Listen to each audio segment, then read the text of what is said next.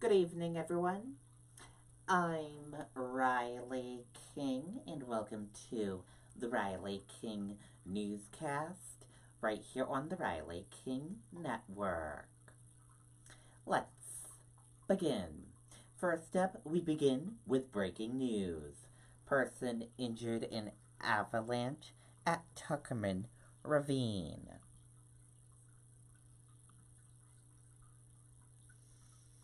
No information released on person's condition. A person was injured Thursday afternoon in an avalanche at Tuckerman Ravine. Fish and Game Cole Kevin Jordan said at least one person was injured in the avalanche and CPR was administered. There was no information released about the person's identity or condition. The Mount Washington Avalanche Center said there was a moderate danger of avalanches in the area Thursday. News 9 has a crew on the way to the scene and will update you with this breaking news story.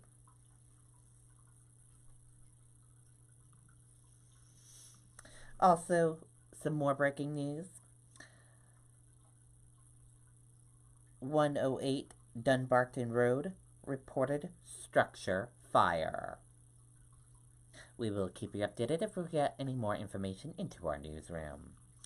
And also some more breaking news. New Hampshire AG news release disclosed of the law enforcement officers' names from the officer-involved shooting at the Quality Inn in Manchester, New Hampshire on March 27, 2019. And take a look at the news release.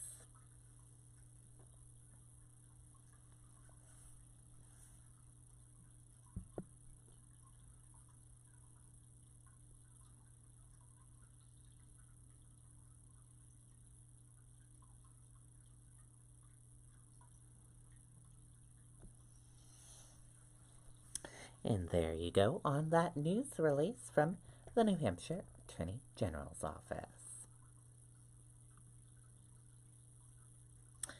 Missing Dover man found dead, police say. A missing man from Dover has been found dead, Dover police said Thursday.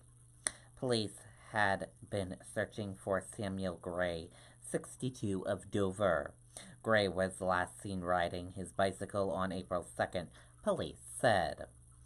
Following up on a tip, authorities found Gray's body in the area of the railroad tracks between the Spalding Turnpike and Littleworth Road on Thursday morning, police said.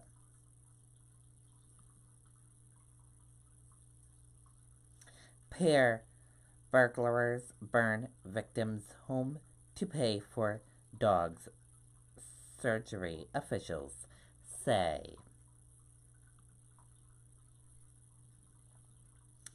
Let's take a listen to that video from WCVB Boston.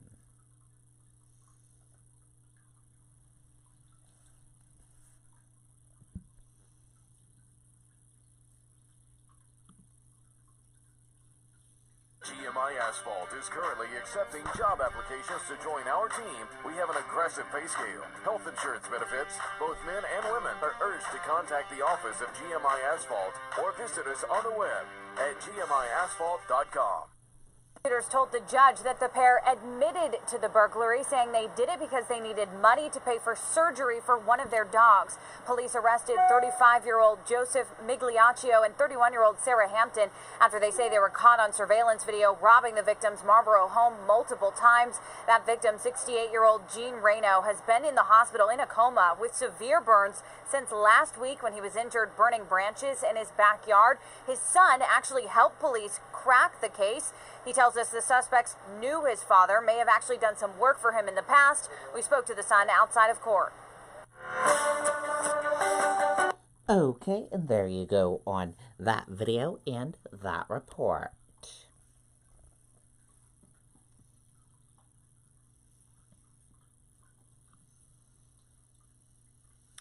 New Hampshire unsolved case file killing of Sheila Holmes. Sorry about that. 1990 killing of Barrington mother of 5 remains unsolved. Let's take a look at this video from WMUR News 9.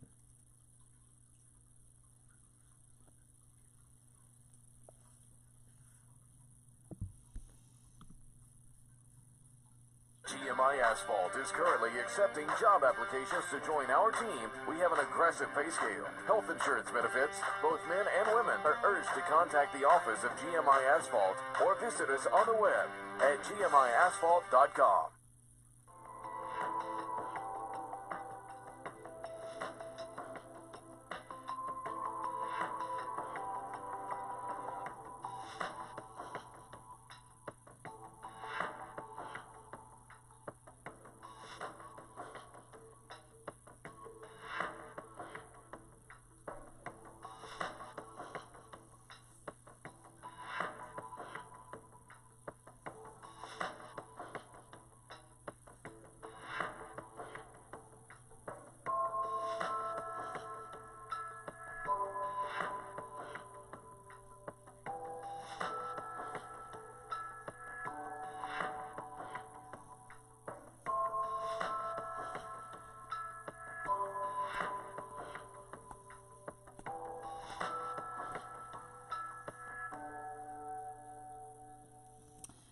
Okay, and there you go on that video.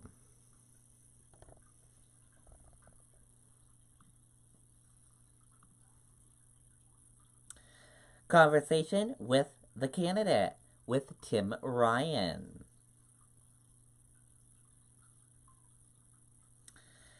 Democratic presidential candidate Tim Ryan answered questions directly from New Hampshire voters in the latest installment of the Conversation with the Candidate series. See the conversation at 7 p.m. Thursday on WMUR TV and streaming on WMUR.com and inside the WMUR mobile app. An online extended edition of the conversation will be available within this article after 7:30 p.m.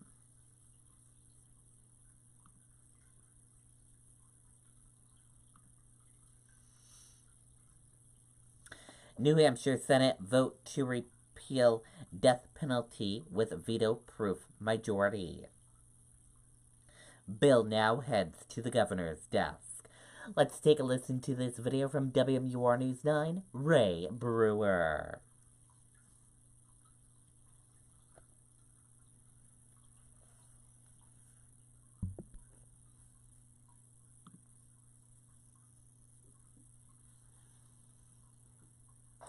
Mike, there was surprisingly little debate on this bill. Now, the bill was widely expected to pass. The question was by how large a margin?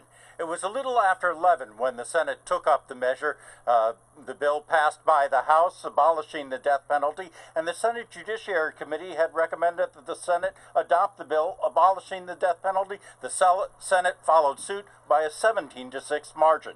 Now, those against the repeal urge senators to think of the victims who have no voice, but supporters of the repeal say the death penalty makes no sense, either fiscally or morally.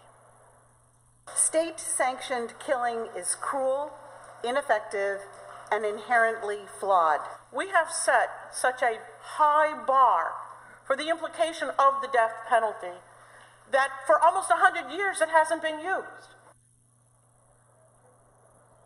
Supporters of the death penalty say that it would not affect say that it would affect Michael Addison. They say that the repeal would result in courts commuting Addison's sentence to life in prison. Michael Addison is the only person on death row convicted of killing Manchester police officer Michael Briggs back in 2006. The bill now heads to the governor, who has repealed a similar measure in the past, has vetoed a similar measure in the past. The bill, however, has passed both chambers by a large enough margin to override any veto. Reporting live outside the State House in Concord, Ray Brewer, WMUR News 9. Okay, and there you go on that video and that report.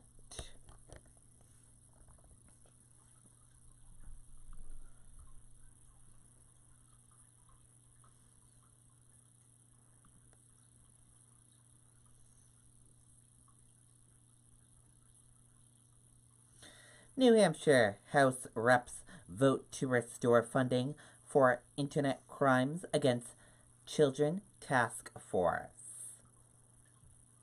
Reps vote 376 to 4 to restore 500,000 for ICAC in state budget. Let's take a listen to that video from WMUR News 9.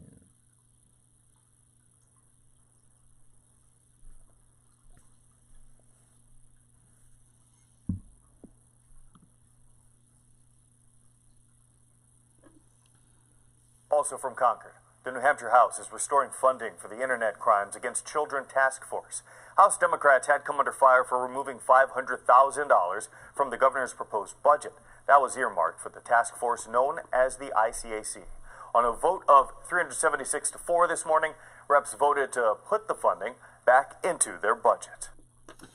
Okay, and there you go on that video and that report.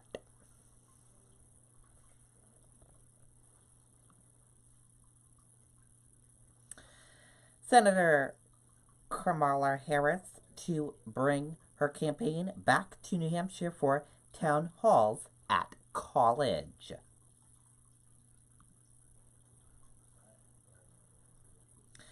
Democratic presidential hopeful to speak to voters at Dartmouth, Keene State on April 23rd.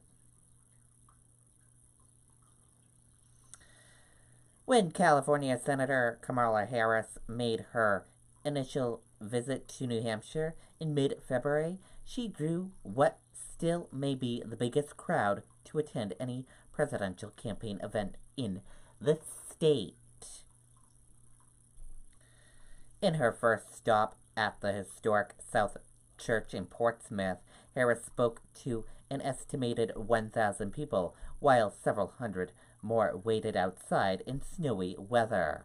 She also packed the room at the New Hampshire Institute of Politics, speaking to a Politicals Eggs and Breakfast event.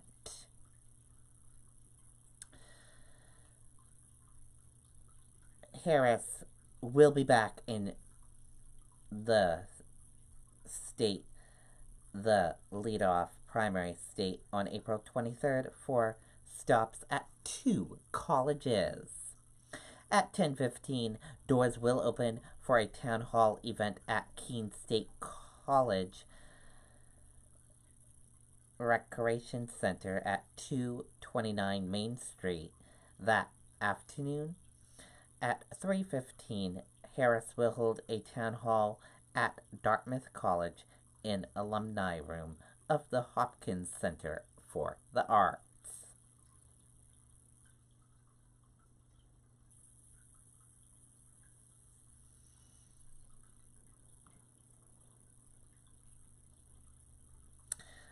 Cory Booker's presidential campaign extends New Hampshire team.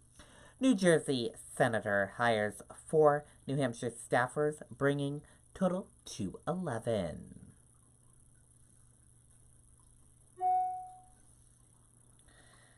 As New Jersey Senator Cory Booker prepares to hold a major presidential announcement rally in his home city of Newark, his New Hampshire team is expanding. On his New Hampshire team, he will have 11 staffers now.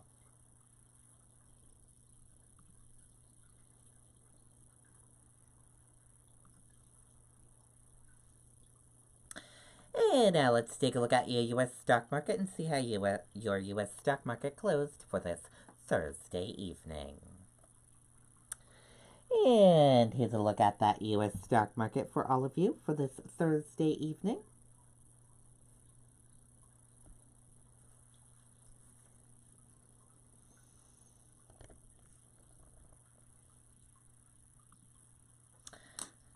Stocks close little change as Wall Street gets set for the start of corporate earnings season.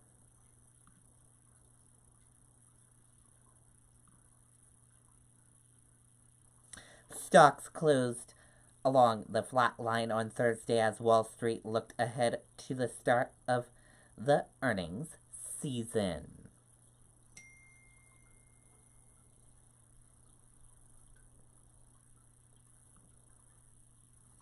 Former Obama White House counsel indicted.